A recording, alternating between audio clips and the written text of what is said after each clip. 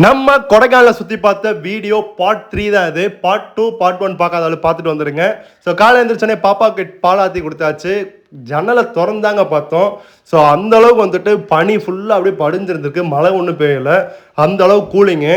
நம்ம ரூமில் வந்துட்டு ஹீட்ரு போட்டனால சுத்தமாக வந்துட்டு கூலிங் ஒன்றுமே தெரில. வெளியே கால் எடுத்து தான் வச்சேன், வெயில் அடிக்குது, இருந்தாலும் சரியான கூலிங்காக இருந்துச்சு. ஃபுல்லாகவே மிஸ்டாக தான் இருந்துருக்கு. நமக்கு வந்துட்டு ஹீட்ரு போட்டனால ஒத்த போட்ட இது கூலிங்காக நம்மளுக்கு தெரில. காலையில் எழுந்திரிச்சோம் ஃப்ரெஷ்ஷப் ஆகிட்டு அப்படியே பாப்பா தூக்கிட்டு நம்ம வந்துட்டு ஹோட்டலுக்கு போவோம்னு சொல்லிட்டு கிளம்பியாச்சு. பேஜை புதுசாக பார்க்குறீங்க அப்படின்னா தயவு செஞ்சு இப்போ ஃபாலோ பண்ணிக்கோங்க, சப்ஸ்கிரைப் பண்ணிக்கோங்க. நம்ம வீடியோ தொடர்ந்து ஏகப்பட்ட வீடியோஸ் நம்ம பேஜில் அப்லோட் பண்ணுவோம். மறக்காமல் பேஜை சப்ஸ்கிரைப் பண்ணிக்கோங்க. டேரெக்டாக வந்துட்டு லேக் ஏரியாலே வந்துட்டு ஹோட்டல் இருக்காங்க. டேரெக்டாக நாங்கள் அங்கேயே போயாச்சு. நல்லா க்ரௌடுமே சரியான க்ரௌடாக தான் இருந்துச்சு.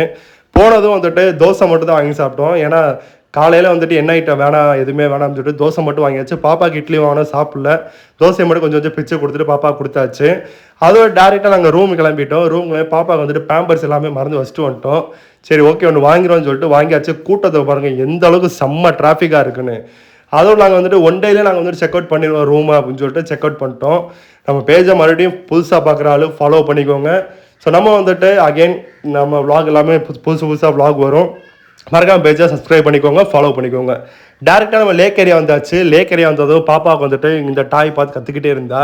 சரி ஓகே இது ஹேண்ட்பேக் மாடல் தான், பாப்பாவுக்கு இருந்தாலும் பத்தாது, இந்த டாய்க்காண்டி கேட்குறான்னு சொல்லிட்டு பாப்பாவுக்கு வந்துட்டு ஒரு ஹேண்ட்பேக் மாதிரி கொண்டு வாங்கியாச்சு லேக் ஏரியாவில்.